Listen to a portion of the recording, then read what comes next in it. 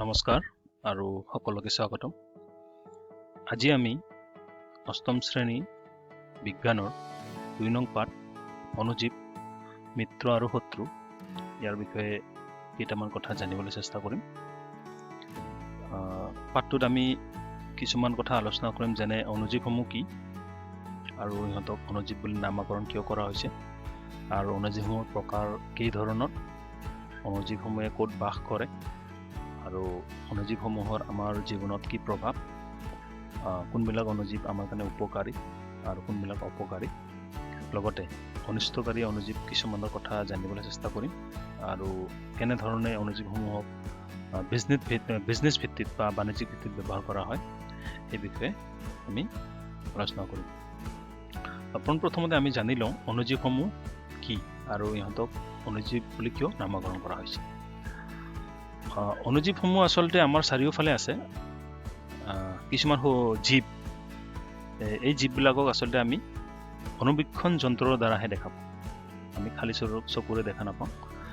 এই জীৱসমূহক চাবৰ কাৰণে আমাক অণুবীক্ষণ যন্ত্ৰৰ সহায় ল'ব লগা হয়। আচলতে সেইকাৰণে ইহঁতক অণুজীৱ বুলি নামাকৰণ কৰা হৈছে। এই জীৱসমূহ আমাৰ চাৰিওফালে আছে আৰু ইভেন আমাৰ দেহতো আছে, তাৰ কাৰণে ইহঁতক অণুজীৱ বুলি কোৱা হয়। অণুজীৱসমূহৰ প্ৰকাৰ, অণুজীৱসমূহক কেই ধৰণে বা কিমান প্ৰকাৰে ভাগ কৰা হৈছে। অণুজীৱসমূহক আচলতে 4 প্ৰকাৰত ভাগ কৰা হৈছে।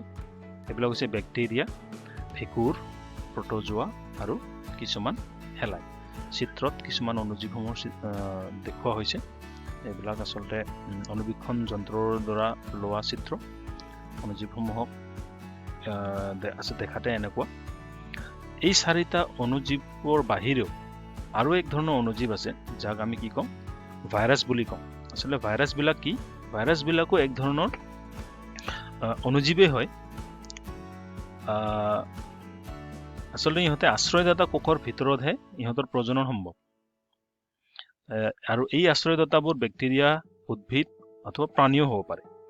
কিছুমান ভাইৰাছ সাধাৰণতে হোৱা, যেনে ইনফ্লুৱেঞ্জা, ফ্লু বা চৰ্দি, জ্বৰ, কাহ আদি ভাইৰাছৰ দ্বাৰা হয়, আৰু যেনেকৈ পলিঅ' আৰু বসন্ত আদি এইবিলাক ভাইৰাছৰ দ্বাৰা হয়। ভাইৰাছ আচলতে দেখাতে এইটো এটা ভাইৰাছৰ চিত্ৰ, এইটো অণুবীক্ষণ যন্ত্ৰৰ দ্বাৰা লোৱা চিত্ৰ। ইহঁতক আশ্ৰয়দাতা যদি কোষ নাপায়, যোনটো ইংৰাজীত হোষ্ট বুলি কয়, আচলতে ইহঁতে জীয়াই থাকিব নোৱাৰে। আশ্ৰয়দাতা কোষৰ ভিতৰতহে ইহঁতৰ প্ৰজনন ঘটে। এইবিলাক কিছুমান অণুজীৱৰ চিত্ৰ দিয়া হৈছে। এইটো হ'ল এখন চিত্ৰ বেক্টেৰিয়াৰ, হৰ্পিল বেক্টেৰিয়া, আৰু এইটো হৈছে দণ্ড আকৃতি বেক্টেৰিয়া। দেখাতে দণ্ড আকৃতিৰ কাৰণে ইয়াক দণ্ড আকৃতি বেক্টেৰিয়া বুলি কোৱা হয়। এইবিলাক হৈছে ভেঁকুৰ, পেনিচিলিন এস্পাৰজিলাছ আৰু পাউৰুটিত হোৱা মল্ল, এইটো ভেঁকুৰ হয়। আৰু এইখন হৈছে এমিবা আৰু পেৰামেচিয়াম। এইবিলাক সকলো অণুবীক্ষণ যন্ত্ৰৰ দ্বাৰাহে দেখা যায় আৰু তাৰ দ্বাৰাই লোৱা চিত্ৰ। এইখন হৈছে শেলাই। আৰু এতিয়া চাওঁ অণুজীৱসমূহ ক'ত বাস কৰে। আচলতে অণুজীৱসমূহ আমাৰ চাৰিওফালে আছে আৰু আমাৰ দেহৰ ভিতৰতো আছে।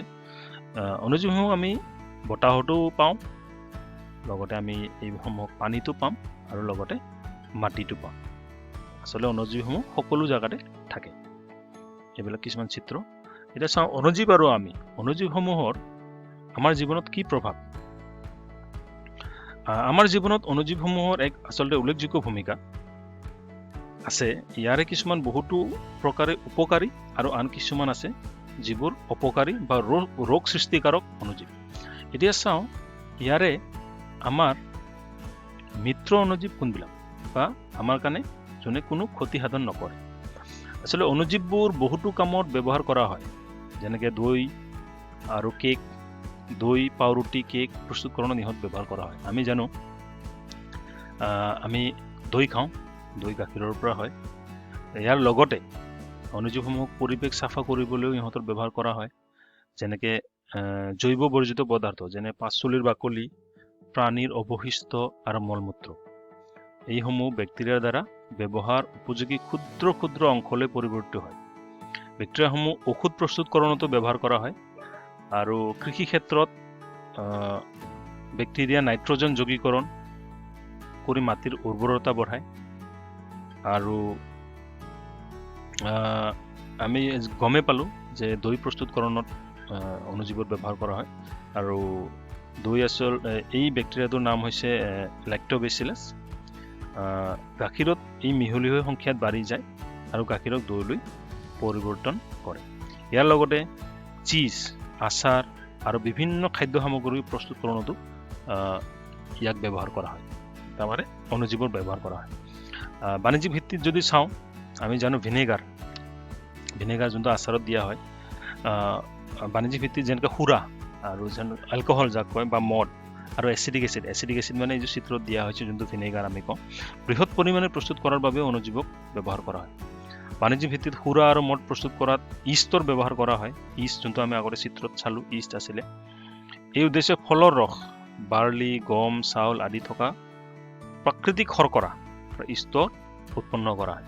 আমি জানো চেনি যদি সুৰালৈ ৰূপান্তৰিত কৰা প্ৰক্ৰিয়াটো কিম্বন বুলি কোৱা হয় বা ফাৰ্মেণ্টেশ্যন কোৱা হয়, যি প্ৰকাৰে আমাৰ সুৰা বা মদ তৈয়াৰ কৰা হয়। লগতে এচিডিক এচিড যোনটো চিত্ৰত দেখুওৱা হৈছে, এইটো আচাৰত ব্যৱহাৰ কৰা হয়। এতিয়া ঔষধিক ব্যৱহাৰ কি? অণুজীৱৰ ঔষধিক ব্যৱহাৰ কি? তাৰমানে বিভিন্ন ধৰণৰ অণুজীৱ আছে যাক ঔষধ প্ৰস্তুতকৰণত ব্যৱহাৰ কৰা হয়। যেতিয়া কিবা বেমাৰ হয়, তেতিয়া ডাক্তৰে আমাক এণ্টিবায়'টিক টেবলেট, কিছুমান কেপচুল বা পেনিচিলিন নিচিনা বেজি দিয়ে।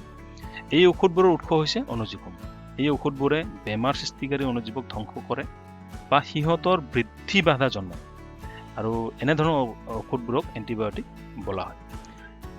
এণ্টিবায়'টিকবোৰ কিছুমান নিৰ্দিষ্ট অণুজীৱ বিকশিত কৰি প্ৰস্তুত কৰা হয় আৰু বিভিন্ন ৰোগৰ নিবাৰণৰ বাবে ব্যৱহাৰ কৰা হয়। যেনে আমি জানো ভেকচিন, যাক আমি প্ৰতিষেধক চিটা বুলি কওঁ। ভেকচিন বিভিন্ন ধৰণৰ আছে, যেনেকৈ পলিঅ' ভেকচিন, হেপাটাইটিছ ভেকচিন, বিভিন্ন ধৰণৰ আজিকালি ভেকচিন দিয়া হয়।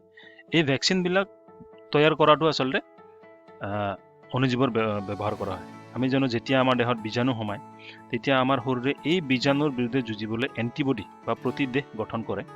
পুনৰ যদি বীজাণু শৰীৰত সোমায়, তাক কেনেকৈ প্ৰতিৰোধ কৰিব লাগিব, আমাৰ দেহে সেইটো মনত ৰাখে। গতিকে এটা মৃত বা দুৰ্বল বীজাণু যদি সুস্থ মানুহৰ শৰীৰত সোমায়, তেন্তে শৰীৰে নিৰ্দিষ্ট ৰোগ প্ৰতিৰোধী বা এণ্টিবডি সৃষ্টি কৰি সেই বীজাণুৰ বিৰুদ্ধে যুঁজি সিহঁতক ধ্বংস কৰে। এণ্টিবডিসমূহ শৰীৰত থাকে আৰু সেয়েহে আমাৰ শৰীৰে বীজাণুৰ পৰা হাত সাৰি থাকিব পাৰে। প্ৰতিষেধক চিটা এনেধৰণৰ কাম কৰে, এনেধৰণে আচলতে কাম কৰে। যেনেকৈ কিছুমান আছে কলেৰা বেমাৰ, যেনেকৈ কলেৰা, যক্ষ্মা, বসন্ত আৰু হেপাটাইটিছ, এইবিলাক আচলতে প্ৰতিষেধক চিটা বা ভেকচিন দি চিকিৎসা কৰিব পৰা যায়। এতিয়া অনিষ্টকাৰী অণুজীৱ, আমি যিবিলাক আগতে চালোঁ সেইবিলাক আছিল আমাৰ মিত্ৰ অণুজীৱ। এতিয়া আমি চাওঁ অনিষ্টকাৰী অণুজীৱ, যাৰ মানে কোনবিলাক অণুজীৱে আমাৰ ক্ষতি সাধন কৰে। অণুজীৱসমূহ বিভিন্ন ধৰণে অপকাৰী। কিছুমান অণুজীৱে মানুহ, উদ্ভিদ আৰু প্ৰাণী ৰোগ সৃষ্টি কৰে। এনে ৰোগকাৰী অণুজীৱসমূহক ৰোগকাৰক বুলি কোৱা হয়। ৰোগকাৰী অণুজীৱসমূহ উশাহৰ লগত, খোৱা পানীৰ লগত বা খোৱা আহাৰৰ লগত আমাৰ দেহৰ ভিতৰলৈ সোমায়। আক্ৰান্ত লোকৰ পোনপটীয়া সংস্পৰ্শত বা প্ৰাণীৰ জৰিয়তেও ইহঁতে সৰবৰাহ হয়। এই অণুজীৱবোৰ পৰা হোৱা ৰোগসমূহ বায়ু, পানী, আহাৰ বা ইজনৰ সিজনৰ সংস্পৰ্শৰ দ্বাৰাও ৰোগীয়া লগৰ পৰা সুস্থ লোকলৈ বিয়পে আৰু ইহঁতক আচলতে সংক্ৰামক ৰোগ বুলি কোৱা হয়। তাৰমানে এই ৰোগসমূহ পানী, বায়ু, খাদ্য বা আমি যদি বেলেগৰ সংস্পৰ্শত আহোঁ, এই ৰোগসমূহ বা এই অণুজীৱসমূহ, ৰোগকাৰী অণুজীৱসমূহ ইজনৰ পৰা সিজনলৈ বিয়পিব পাৰে। যেনেকৈ ভাইৰাছ, চৰ্দি, কাহ হয়, এইবিলাক আচলতে বায়ুৰ পৰা হ'ব পাৰে বা পানীৰ পৰা হ'ব পাৰে। এতিয়া চাওঁ আহা কিছুমান ৰোগ, মানুহৰ ৰোগ আৰু অণুজীৱ আৰু কেনেধৰণে বিয়পে। এতিয়া চোৱা সৰু আই, মাজু আই আৰু পলিঅ', এইবিলাক ভাইৰাছ, অণুজীৱৰ নাম হ'ল ভাইৰাছ। আৰু কেনেকৈ বিয়পে, ই বায়ুৰ দ্বাৰাও হ'ব পাৰে, পানীৰ দ্বাৰাও হ'ব পাৰে বা স্পৰ্শৰ দ্বাৰাও হ'ব পাৰে। ঠিক সেনেকৈ কলেৰা যোনটো সৃষ্টিকাৰক হৈছে হ'ল বেক্টেৰিয়া।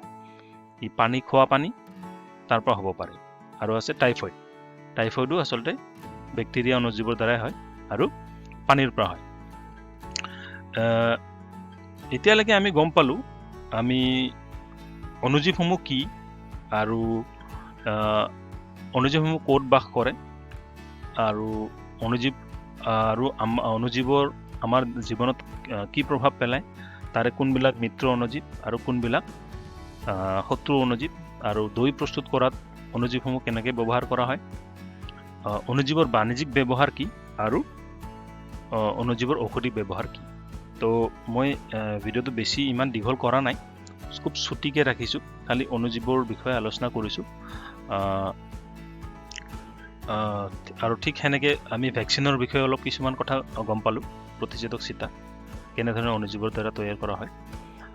আশা কৰোঁ সকলোৱে ভাল পাইছে, ভিডিঅ'টো ছুটিকৈ বনাইছোঁ, ভাল পাব বুলি আশা কৰিছোঁ। যদি ভাল পায় লাইক কৰিব আৰু চেনেলটো ছাবস্ক্ৰাইব কৰিব, আৰু নেক্সট ভিডিঅ'ত আৰু এটা নতুন পাৰ্ট লৈ আমি লগ পাম। তেতিয়ালৈকে ধন্যবাদ।